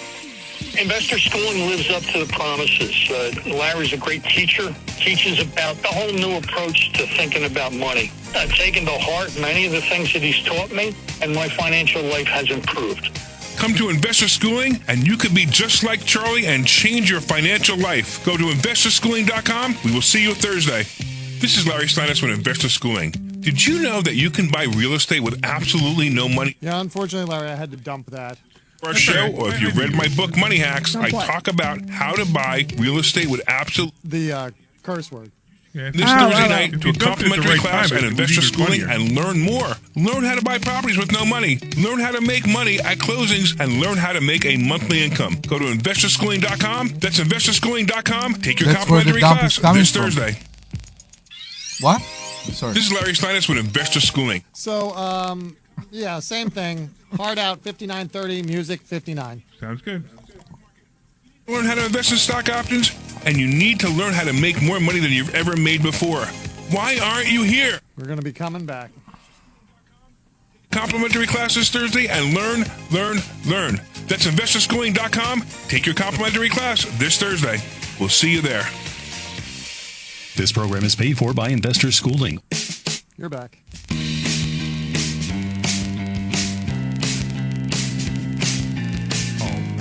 All right, everybody, welcome back to the Larry Steinhouse Show.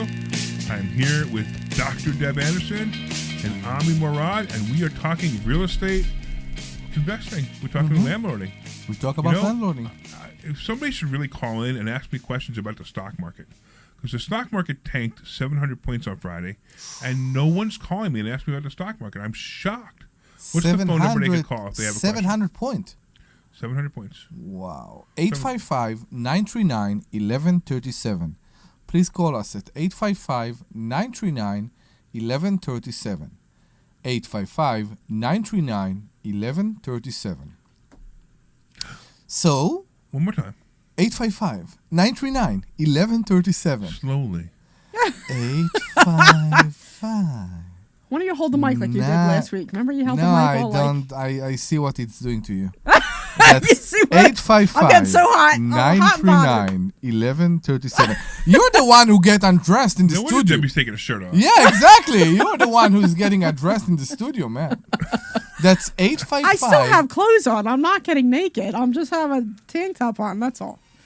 You have to, preface that, please. Stripper theme. I'm like, what on earth? I'm like, all right. We're referring back to what I said in the first show, in the previous show. I'm sorry. Yes. That your eye level was off? The what? That your eye level was off? No, that was this show. I don't know. That being in Zillow every day is like watching porn. Oh, God. Are we going back there again? And I'm saying the first time you said that joke in the previous show, it wasn't funny then. Now you're back there. It's not funny. It's serious. I'm not trying to make a joke. I think it's a very bad habit. If you really want to do something, if you really want to get the good deals, if you really want to find the right woman, get out of the screen. How do we go from Zillow to women? Get out of the screen and go outside and look and do things. That's why I'm using this analogy. This is so... The things that people do when they watch porn, they're not allowed to do them outside. No, but oh my God. Where are you going with that? You should do other things. It was just the way you said it. Oh my God. I just had a comment, right? Didn't you say that they should go outside and do things, right? Things? Back to the financial show, the Larry Steinhouse financial show. Things. No, that's okay. It wasn't things. It was just things. Okay. All right. Wow. Moving on. Getting back to true. Are you sure we want to do another hour after this? It'd be more fun if we get alcohol involved. I think that would be hysterical. So we should do that. It would be fun. Omri came. You had that watermelon stuff last time. Remember I know the watermelon margarita. Yeah, Omri was here getting drunk, and we were on the radio show. I wasn't getting drunk. Of course, you were getting drunk. You kept pouring the watermelon drink. I know, but it's like I don't know, like 10 or 12%. It's ridiculously nothing. 10 or 12%? Yeah, that's what it is. I know you guys are we're talking about, doing we're going to be doing another show for you guys who hadn't heard the last show. We're doing another show on another station after the show, not now, but about a month from now. Is that official? It'll be official if you guys are okay with it, yeah. Yeah. Okay. We talked about doing the show and having alcohol here on the very first show. Yeah. And I do have to say, the funniest part about that was they listened to our show and they had some cautions about our show. While we're silver. I think it'll be phenomenal. Yeah, while we're silver. Phenomenal to do that. What were some of the cautions that they said to you? Nothing you could say on the radio? More of a wholesome station. They're more of a what? They're more of a wholesome station. Wholesome. Wholesome. So the discussion that we were just having is not appropriate. They have religious programming. Ooh, it's religious station. Programming. So they kind of we're not sure if you fit. And I'm like, oh, and babe. You know what my response was? We absolutely don't fit. That's why you should have us on. Oh my God. Okay. Yes. We will need to go to church? No. Well, what would it be? Like a year contract or something? They're big fans of Israel. Okay, good. What would they be? Like a year contract? Like what? What would it be? Like a year contract or something? It would be whatever we want. Yeah, they usually start out with 6 months, and then then we decide. It's not a trick question. I'm just saying because if they don't, but because if they don't, they could like if we do something wrong, they can cancel us anytime. Of course. Okay. I don't know. Like this is out of my realm. They will have complaints. Okay. Because you'll be talking about taking your shirt off. I did talk about taking my shirt off. You guys are talking about taking my shirt off. But anyway, we are looking you at the heart, and you are translating it. Very badly. This conversation would probably not go on that radio station. It depends. It would probably be walking the line. We walk the line. We walk the line at PhD too. Yeah. Okay. Yeah. But they don't listen to us, so it doesn't matter. Glenn had to dump me before. Well, that was you. You already knew that he was going to dump you for that. Yeah, I know. That's why I kind of did it. I kind of did it for fun. But they don't listen. I wanted to see if Glenn was actually listening. Glenn listens to us. He likes me. Glenn likes me more than he likes you guys. Glenn, is that true? Do you like Debbie better than you like us? Glenn's stay quiet. Yes, of course. Of course. All right, so the next time we go out for lunch, you're not so sweet. Deb is paying. Yeah. Yeah, with Larry's card. I have it in my wallet. Deb's paying. Yeah, she said that to me on Thursday. And I said, no! I said, come on, let's go out to lunch. Larry's paying. Larry wouldn't let me pay. I tried to pay last time. No, and Larry's like, you are definitely not paying. We are taking you. We appreciate you so much. We are definitely not paying. So Spicoli realized he put down. He realized what station it was, which is pretty funny. I can't say what station it was, but he put it down and he knew. And he's the guy. After last week, I didn't think he'd actually be listening to us anymore. Is he the one who was? He went off on. Right. He went off on Dan Harvey last week. Yeah, that was such a great show. It was a great show. That was a great show. I Listen really to enjoyed this that show. If you guys can go back to the archives of PhD and listen to the show. That was a great show. With he was Dan such a Harvey, nice guy. where I talked about him having the black real estate investor group. So you know what surprised me about this show and about this? Let me finish your sentence. I'm sorry. You can go ahead. No, that's okay. I'm allowing you to interrupt me. Okay, I appreciate that. What are we talking about? He was such a great guy. Like he was really a nice guy, and I thought he was very insightful. It was really nice to hear what he had to say. We're gonna have him on the show talk about what he does. Yeah, he was real. I really enjoyed his company. So every person that heard the word a black real estate group basically translated it to a different way than what he actually explained last week. I told people it was wonderful. Yeah, I talked to people. I talked to some liberal people that said, "Of course, black people should have a group just for themselves," and he said, "No, that's not the point. I don't want to create a group just for black people. I want to create a group that will attract black people. Black people." Exactly. Yeah. So it was a great explanation. It's basically what happened in your Facebook posts that week. People took it to a very, very bad area. Yeah, but it was both sides too. It was like agreed. Yeah, it was both sides. How dare them? It's racist. Now, look, you got to understand that. I was also stoking the fire. And I did it intentionally because I thought it was going to be a great show, and we got got some new a lot of listeners dialogue. But I was stoking the fire on Facebook because I wanted it to be a great show. I already knew that Dan was going to be a great guest. So that's, it was all He is good. an awesome human being. Yeah, he was really very nice and really pleasant to talk to. And, I thought he was really great. And it was really nice to hear what he had to say. And to the stock option. Tell us what's going on. So 7 let's points talk about in the one stock day. market, because the stock market's going a little nutty right now because of Trump. Now, the interesting part is, you got the liberals going, the stock market, the stock market's crashing because of Trump. It's crashing because of Trump. Now, the reality is it's not crashing because of Trump at all. I mean, it's like, I shouldn't say, I'm going to say yes, it is. I know. Just let it go. I couldn't even explain what he wrote. It would be too complicated to explain what he wrote. So stay on track. Yeah. Yeah. So I want to talk about like where the stock market was when Trump was elected and where the stock market is now, because everybody's like, oh, Trump is terrible. Trump, look what he's doing. I mean, these are liberals doing this anyway. Most people who understand the stock market realize that the stock market does this all the time. Are you going to take example of stocks from before the elections? Yeah, so let's talk about where we were. So let's say in November. Yeah. So November 1st. Let's just look at election day. So on November 4th, which is the day before election day, right? Yeah. On November 4th, the stock market it closed at 41,794. 41,000. And then Trump gets officially elected, and boom, the stock market kicks up, and it kicks up to 45,000. Okay, just under 45,000.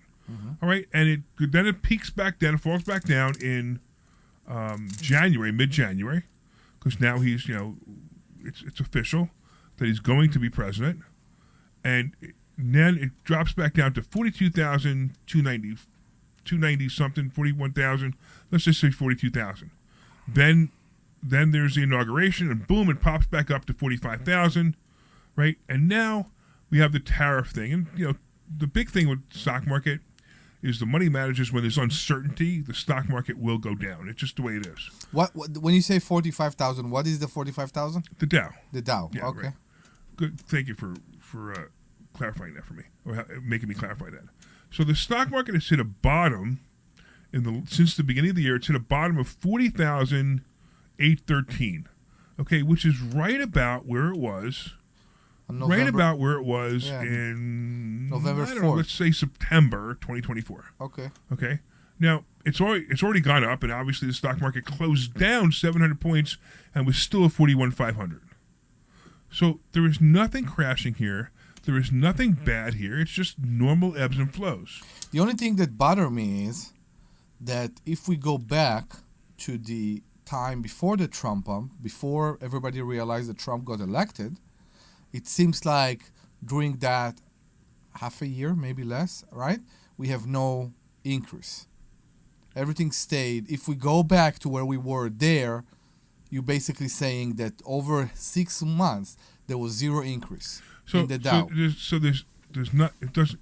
You're correct, but you're not. It's not accurate. Okay. All right, because the stock market will do this. The stock market will go up and down.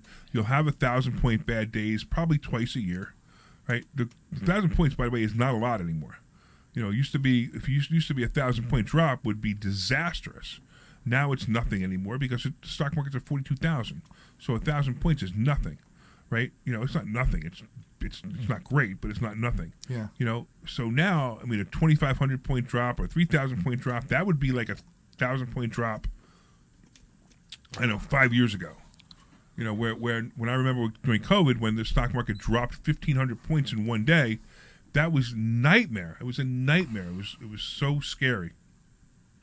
And then it kept dropping. Mm-hmm. So we're not experiencing that. We're not experiencing another COVID event. We're experiencing uncertainty, which is the tariffs. And look, it's funny because I understand Trump, because when I watch him, I feel like I think like he does. Okay. Honestly, I wish I could think at the level, the level in which he thinks, but the thoughts are the same. But he's just playing with bigger dollars and playing a bigger game than I am. All right, so I know what he's doing. Like when he threatens for tariffs, and he threatens he's going to do it, he has to do it. He can't not do it. He can't go, okay, look, the stock market just tanked 1,000 points. I'm not going to do the tariffs now because he'll look weak. He can't look weak. It's like when you have children, right? And you say to your children, you are not going out until you clean your room. And then your kid comes to you an hour later and goes, well, I kind of made my bed. Can I go out? Okay. And then the room looks terrible. And now you've just lost, and the room will never be made again. You're weak, like you said. Right. You can't be weak. So it's the same thing with this now. The rest of the world, our children, especially Canada, with the Charles Trudeau running that country. And he can't look weak. So even if he likes the idea of tariffs or doesn't like the idea of tariffs, as soon as he says I'm going to do it, he has to do it.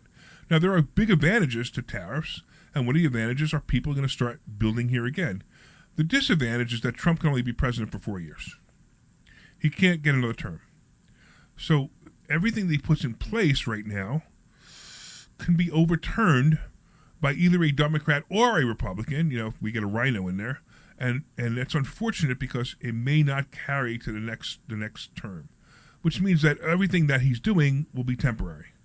You know, Biden was doing this whole thing about EV cars, electric cars. You know, 2035, we're gonna have you're not gonna be allowed to sell he took it off, a gas car. I mean, how dumb can you be to think that we're ready for that? Yeah, that's all we ever said was wonderful idea, but you know it's going to take 50 years for that to happen, not 10. You know, you could sell the cars, but you got no way. You don't have the infrastructure to charge the cars. Now, of course, you got the Democrats burning the infrastructure because they're that dumb. But that's a different thing that we could talk about. But the stock market is not going to stay in. Now, my prediction on Monday is we're going to have a down day. 400 points, 500-point down day. And Monday is the day to buy all the stocks you can buy. Buy whatever companies you want. I would recommend companies like Boeing would be one. Ford would be another one. AT&T is kind of hovering there. It's not a great one, but it might be great for covered calls. These are some of the stocks that I would recommend you buy. Have you seen what silver's doing? 35? Silver's at 35 now. Yeah, 35. Now, I believe that silver within the next 3 to 4 years will be 100. There's no doubt in my mind it's going to be at 100. And it needs to be at 100. It should have been at 108. Gold keeps breaking records. And silver keeps breaking. Now, I put a post the other day that was accurate and inaccurate at the same time. I put a post that at 35, silver is $3 below its all-time high. Now, that's not really true. Its all-time high was actually 50, but that was a market manipulation that wasn't real. It was somebody playing games in the market, and they actually made it go up that high, and then it instantly shot back down. So I'm not counting that number. I'm counting the real number. To me, it's 38.40, and when it breaks through that, that's when silver is going to be incredible. You know, you got people who were buying Bitcoin, and I did this comparison in class the other day. Where are we with Bitcoin? Like 90,000? Bitcoin right now is at 82,000. 82,000? Right. So Bitcoin in the last year. Wait, let me see if I can see this. So see this because it's an interesting statistic, an interesting number. Bitcoin in the last year, over the year, is actually up 18%. You know, I don't know where it was when it hit 100, but it wasn't there for very long. So it's up 18%. I'm going to show you what silver's up for the last year, and see how it's interesting that, you know, when somebody's over here, if somebody's on the right, you need to go to the left. When somebody's on the left, you need to go to the right. Yeah. And I don't mean that in politics, though. I only mean that I think I just got lost. So he was in Bitcoin. Like, Bitcoin. Yeah. And I'm like, I'm buying silver. Okay. Like, what was wrong with you? You're buying silver. Ha, ha, ha, ha. Bitcoin's at 100. Blah, blah, blah, blah. We're going to go to 100. Da, da, da, ha, ha, ha. So silver over the last year is up 40%. Oh, okay. I see what you're saying. So silver's up 40%. Bitcoin's up 20%. Who was smarter? Okay, I see. Now, it doesn't really matter if you invested, you made money, it's great. But just know that, you know, sometimes things like this will work out for you. All right. So I just wanted to get into it because I know people, you know, they listen to the show. We talk about real estate a lot. We joke around a lot. And somehow I became the straight man again. I can't stand this. And I kept us, you know, talking about the stock market, which is great. So, and the VIX, so you guys know the VIX right now is at 21.5. So the VIX is the fear gauge. Usually when the stock market's pretty calm, the VIX is going to be between 13 and 14. Right, maybe even 15. At 21, it's high. It's not terribly high, but it's high. During COVID, it was at 88, which most people... Wow. Okay. I mean, I've never seen it before during COVID. I've never seen 88 before. So I'm not even worried about the VIX, but if you watch the VIX and you watch it go down, that means the volatility is going to be going down, which will be nice too. So there's nothing here to panic about yet. There's nothing bad here. In fact, I think it's just buying opportunities. And I like the ups and downs because, you know, I made a lot of money in Boeing in the last 3 weeks because when Boeing hit 158-ish, I think it was, I just scooped up as much as I could. I'm not going to be able to recover from CCL and AAL, because CCA and AAL went down too much, and there's nothing left in my plays. So I lost about 13, 14 grand on those two plays, and that's okay because I made it up in Boeing and then some. But yesterday I bought a whole bunch of AAL stock options because at 11 I believe it's going to go to 13, and stock options at AAL will be a nice play. It'll be a really nice play if it goes from 11 to 13. So those are some of the plays I'm in and some of the things I'm doing. There's a lot of buzz right now about the fact what basically motivated, you can say, the government to choose Boeing for the new fighter jet. Well, they try to save the company. Boeing has the military locked up in the United States, and that's a great thing. It's just really a matter of whether Elon Musk's going to, find some connection there to some Democrat that's stealing the money, and then that might be a problem. Okay. The Elon Musk I drove by a protest the other day, and I'm laughing. They have a big American flag. Where is that? It was right here on the Newtown bypass. Okay. Right? And they have a big American flag, and they're holding it backwards. Oh, wow. And I'm like, you guys are... upside down, I can understand what they were trying to say, but they're literally holding it backwards. Like, they don't even know how the flag is supposed to be. So the stars are here? The stars are on the wrong side. Really? Right. Yeah. I'm thinking, this just proves how bad of Americans you are. You don't even understand. It's a proof that it doesn't matter what's your opinion as long as you shout it strong enough. No, it just proves that they're just that dumb. They don't even know. They don't even know how the flag is supposed to be. I don't go with dumb because that's part of what Dan said last week. We only need to make a discussion. Why? Because if we don't make this discussion, we will be in a position. No, listen to me. They're not even paying attention to what's going on. Elon Musk is not doing anything. Elon Musk is going to steal my credit cards. Seriously? You think Elon Musk needs your credit cards? Steal your credit cards. Yeah, because he could get into your personal information. Big deal. All right, look, we're out of time anyway, so we really can't even talk about this anymore. So maybe if we had another hour. Ooh, we can discuss that. All right, I just want to ask, have you asked your spouse about that or yours? Right, let's do this later. All right. Thanks, everybody. We really appreciate you guys listening. I appreciate you, Omri, for being here, and, of course, Dr. Deb for being here, too. We always have a great time. I want to thank all the callers, all the listeners, all the people watching us on Facebook, all three of you, including my mom. Okay. Anyway, if you want to take a free class, go to investorschooling.com. That's investorschooling.com, and you can learn how to invest in the stock market. You can learn how to invest in real estate. You can learn how to use your IRAs properly and make sure you never buy an annuity. All right, guys, investorschooling.com. See you Thursday.